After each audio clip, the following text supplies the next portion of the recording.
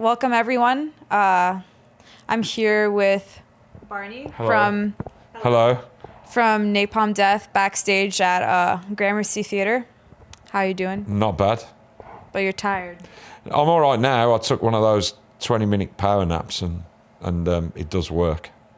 I've just tried it out, the theory, and it works. Yeah. So Barney's kind of against Starbucks. So Starbucks or Dunkin' or just no. Well, no, I mean, I try to stay away from chains like that unless it's absolutely necessary. I'm stuck in the middle of Death Valley with no coffee or anything else. I always try and do, I've always tried to do, go to the independents or the little places, and usually the stuff is better quality anyway when you go there. Oh yeah, definitely. You should definitely write a song about that. Well, there is a general overview of that, I'm sure, so, and businesses not paying their fucking taxes in England, So right off the bat, I saw an article online and I was very intrigued by it. So are you planning to go to Indonesia anytime soon? Yeah, we'll go there, not a problem. And I know what you're referring to, but I would not shy away from going. We are actually going there, I believe, the beginning of May. So, yeah. So to recap for everyone who doesn't know the situation, the president of Indonesia, he's an avid fan of yours, correct? Apparently so, yeah. I mean, I've seen all the pictures of him wearing the shirt, and I've read a couple of things, but I don't know exactly how far his love goes for Napalm Death.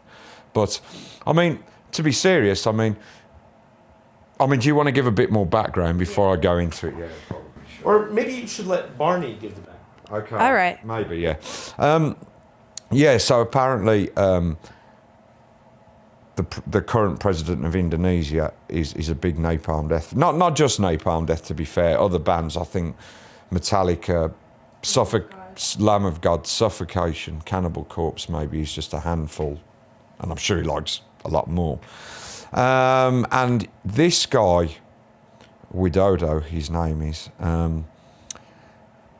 came to power based on a new way forward, I suppose, which is a more transparent, humanitarian, egalitarian kind of way forward, which, great. I'm very cynical about politicians, generally, as I'm sure a lot of people are, but I thought, well, that's quite positive, bearing in mind, if you know anything about the history of Indonesia, it's littered with dictatorships, mass murder, ethnic cleansing, and other things, which other countries have too, but it's quite recent history in Indonesia.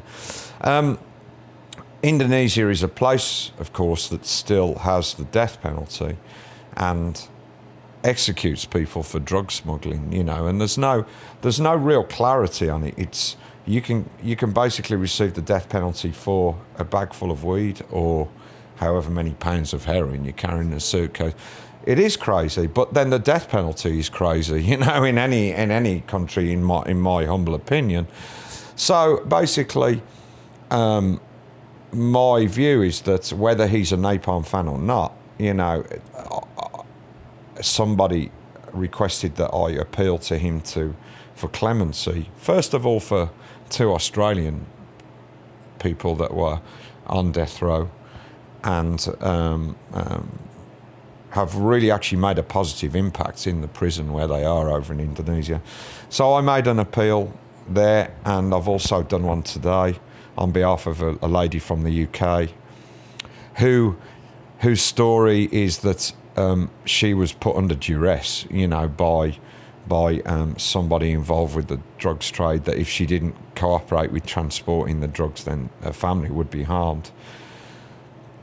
But it seems that at this present moment, she is imminently in danger of being executed, and she hasn't been able to present a legal case in terms of the situation of duress that she was under. So I've written another letter, to hopefully make some kind of difference. I couldn't not do it. Being a human being, I have to do it, So I've done that, and we'll see how it goes from there.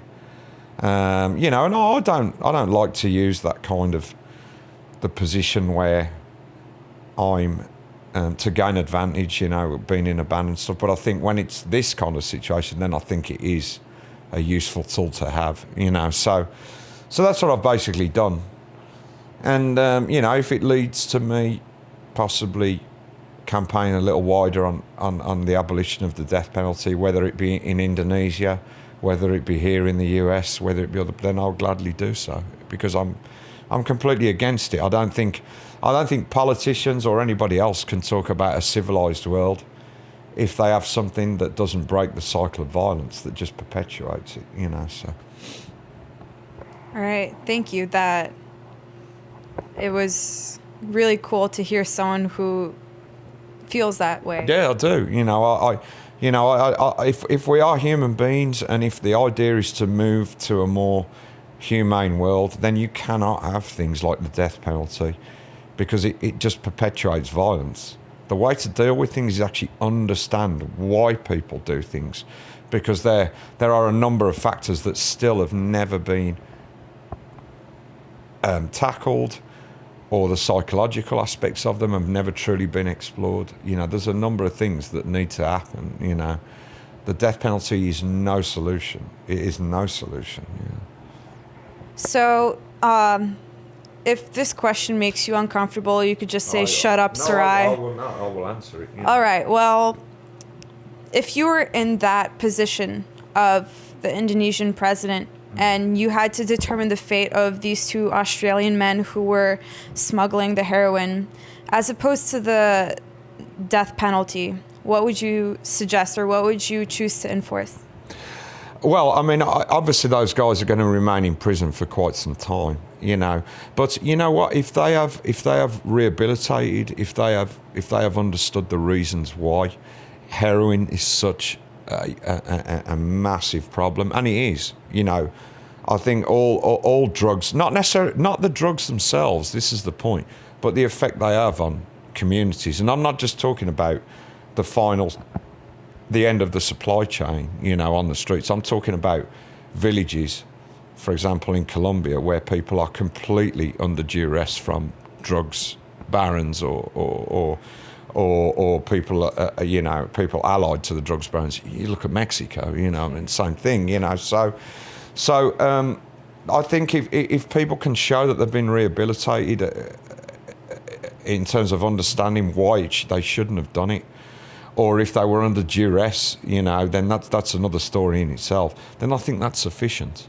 You know, I think if you're especially because this guy campaigned on a platform of making a difference. That's what he did. He campaigned on a platform of making Indonesia better for the poorest, and Indonesia, like a lot of places in Southeast Asia, has a very, very poor population, you know. Wonderful, great, but you've got to address things on every level, not just on one level, you know. So I think if you're going to stick your head above the parapet like that and say those things, you have to be prepared to do it, and not just make token statements, you know. So I think that's what he should do. You know, I mean, I guess the simple but crude way of putting it is have some balls, stand up, you know, and do it, you know. Yeah. All right. On a lighter note, I'd like to ask you about your Justin Bieber shirt. Wonderful. Yeah. Yeah, I did it in Russia because there was all that stuff. I can't remember whether it had been passed at the time, but there was all that stuff about outlawing things that promoted non-traditional relationships or sexuality. So I thought to myself, well, what can I do that might be look kind of effeminate? Not that I'm casting any aspersions on anybody, but I thought, well, I'll put a pink Justin Bieber t-shirt on, and that'll show what I feel about, you know. It's a tokenistic thing, you know, but I thought it was funny at the time. And why not, you know, a bit of humour. Mr. Barney, with no disrespect intended in this question, is that why you have a Justin Bieber hairstyle? Could be. Subliminally, you know, it was not a considered thing, but yeah, that's a good point. I'd say probably yes to that question. On a serious note, you're one of the most brutal vocalists in the history of the genres. I say that with a plural because you're still very brutal today. You know, there's no wimping out with Barney. But you've never really had like the long hairdo where you would be able to do a windmill. If you want to talk about your choice of hairstyles. Yeah, I mean, I did back in the day, but obviously not now. But no, I mean, you know what? I mean, I guess part of it is I did the punk thing many years ago, and I did the metal thing and everything in between. And I guess, I think this applies to everybody. In the end, you kind of think to yourself, well, do I need to kind of stereotype myself? Or can't I just be myself? You know what I mean? I mean, power to anybody that if you're in your mid-40s or your 50s and you still want like long hair and yeah, exactly, then absolutely fine. You know, more power to your elbow. You know, but I just felt having long hair, you know, doing gigs, it just goes like straw, you know, you can't keep it in any kind of condition. I was like, you know what, I'm really bored with this. I'd actually like to look like Brad Pitt, joking, you know, for a while, you know. Yeah, so that was that really. But no, I just, you know, when you first cut it off, you'll go, oh, yeah, but what can I do? What can I do? What's it going to look like? And it usually comes out quite disastrous when you first do it. But then you kind of slide into it eventually and you find a nice little hairstyle that you can love and live in, you know. So it's not that you have a day job as a customer service representative? No, I have a day job spreading love, you know, so that's my thing. So is the issue with long hair keeping it kept during the tour? Because from what I know, you don't really get to shower much when you're on tour. I will find a way to shower. I'm a bastion of cleanliness, you know, in that respect. That's probably one of my only areas of conformity, you know, that I have to have that morning and after gig shower. And I'll find a way to do it, even if I have to catch the drain pipe out the back and, you know, lather up. I'll do it. A gig funk, it doesn't work for me. It really doesn't, you know.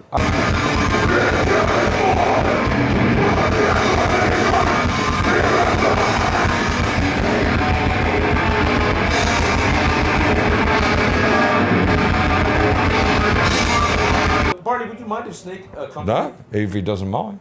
Yeah.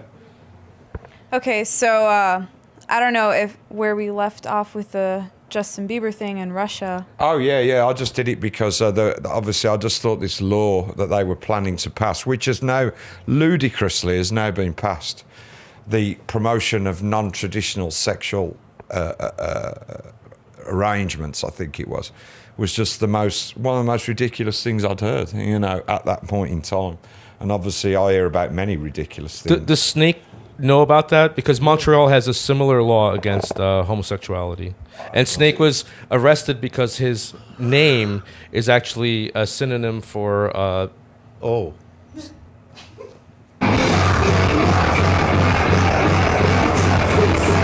think we were maybe speaking about it the other day. There was a law in Russia passed against the promotion of non-traditional sexual relationships. Or that was the wording of it.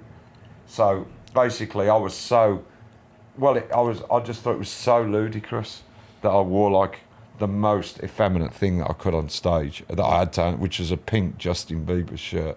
Oh, okay. In Moscow, yeah, on stage. Okay. And I conducted parts of the concert in a very camp manner, you know. Okay. So that was kind of my token, sort of, you know. Yeah. Yeah. So what? Yeah. I can't imagine that I- Montreal has any kind of law. No. It's pretty. Montreal is a really open mind place, Yeah. and something like that will never pass. Never fly. No. Rightly so, you know. No, because it's totally the opposite. Which band is more politically correct, Voivod or Napalm Death? Politically correct is not even. You know what? It's not even politically correct to ask. Yeah, exactly. See, here's the thing. That is a very good question. You know what? Because politically correct, that thing that's doled out usually is meaningless because it's usually done to slur people that actually care about other human beings. To put it very, very mildly, it's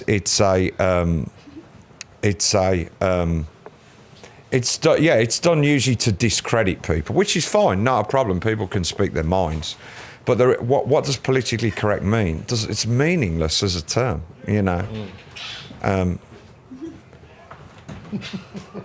mean, is it? Yeah. Is it really politically correct, or is it just humane to say that people who are in same-sex relationship can't choose to get married, you know, or to exercise their freedom of choice? I mean, is that really politically correct? I wouldn't say so. I'd say that was a basic fundamental human right. It has nothing to do with any correctness, political or otherwise, you know. Especially when you see all what's happening everywhere, you know. Is it politically correct to go to war? Is it politically correct to kill people for religion? Is it politically correct to...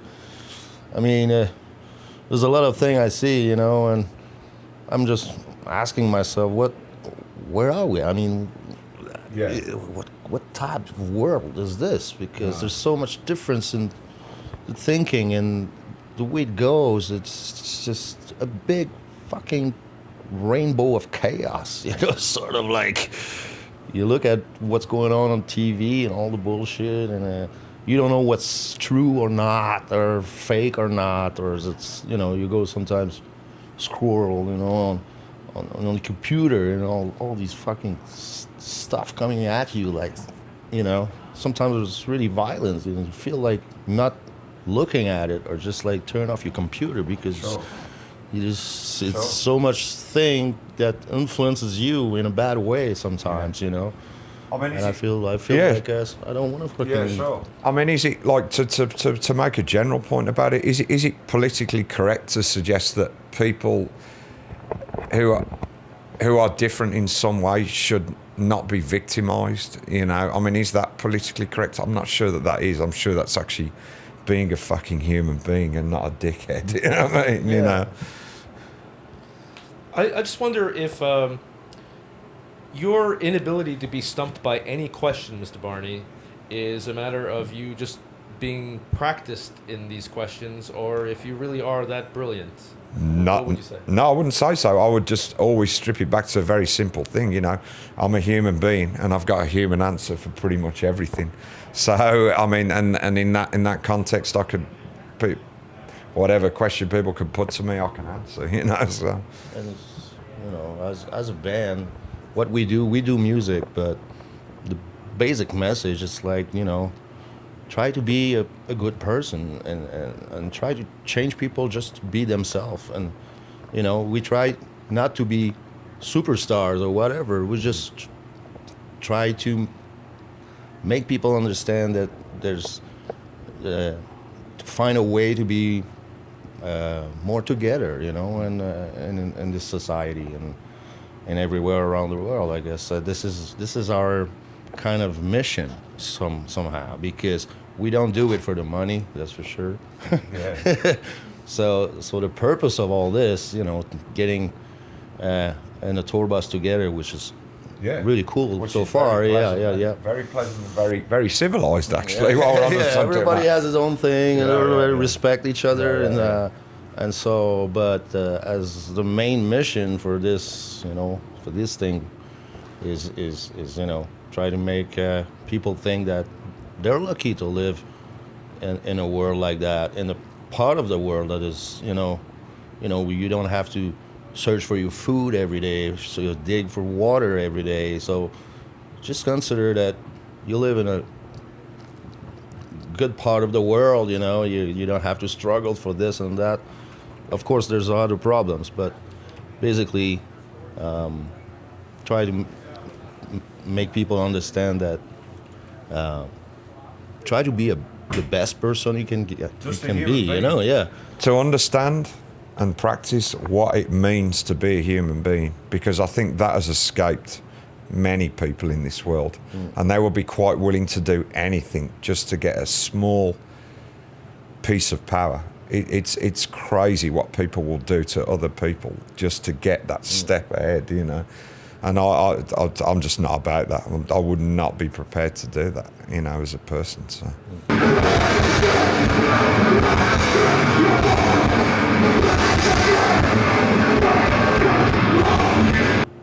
If hot dogs come in packs of 10, Yeah. why do hot dog buns come in packs of 8? Oh, well, see, I mean, I don't buy, well, hot dogs is not really my thing. Well, actually, no, you can get good vegan hot dogs, yeah. So, vegan? yeah, Me I'm vegan, too. yeah. And what I generally do is, in that situation, so I had 8 people coming round, I'd just, I'd cut a little bit off the end of each and make one up with the others, so nobody felt left out. Yeah, sharing. Yeah, exactly.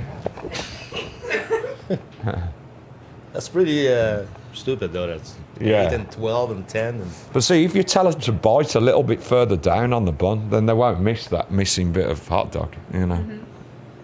Strict instructions with everything. It always works. All right. or you split your sausage in Yeah, two. yeah. Well, yeah, that's another. Yeah. Then you get 16. You I know. heard yogis can do that. Split the sausage into Yogi or, Bear. Or is it Yeah. their tongues? Yeah, Yogi Oh, Bear you're can talking do about that. sausage. Yeah. I'm sorry, I didn't mean to steal your thunder thighs. So, what's your favorite vegan dish? Now there's a good one. You know what? One of the best things I've ever had has been in recent years in Oakland, in California, and we're going there.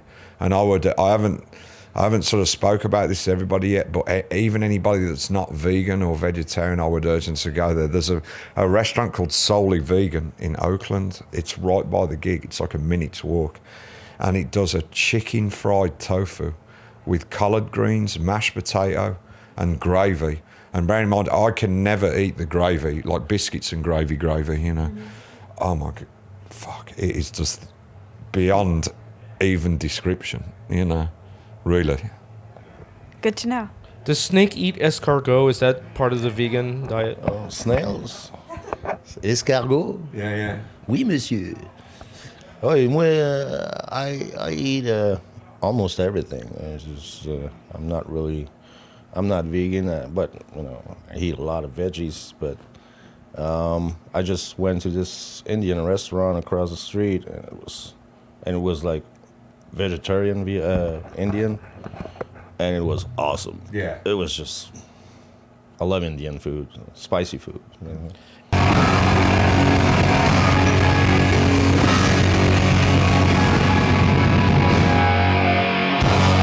Since we have the two legendary vocalists sitting side by side, is there Yeah. is there some sort of duet that you can do as a parting song? Like Fuck, we've I just like give New you York enough. in June.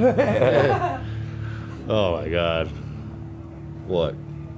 Some sort of duet like I like New York in June. How about you? We could sing the Marseillaise, except I can't remember the lyrics. Yeah. Fake it. Can you remember the Marseillaise? You know that. It's just French from Yeah, France. yeah, It's yeah. complicated. But it's obviously it's the socialist. Yeah, anthem, you know. it's Yeah, I can't- basically. I know the tune, It's so but much republic. Yeah, It's sure, like, yeah. I hate it. Yeah. I can't think of anything really. Well, how about you sing a line from a Voivod song and he will sing something from a Napalm song? Oh, man. Oh God. Well, I just get.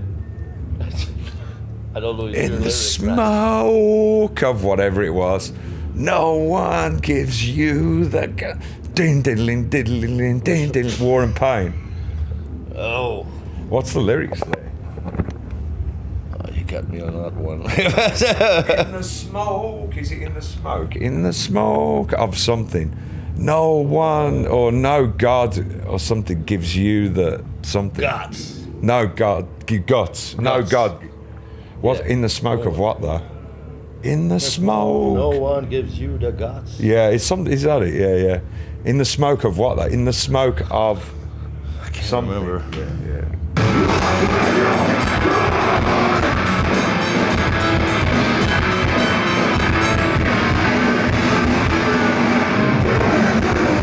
How about both of you do a Cannibal Corpse song where you don't need to, Yeah, then you're right. Of course. but you don't actually have to know any lyrics. Just Oh, I'll right, say here's one for you. Here's one for you. Yeah. There's one I know that goes like this because it always sticks out.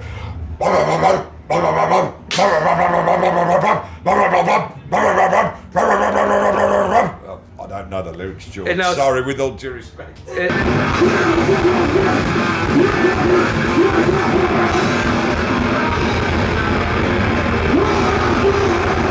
And now Snake. Yeah.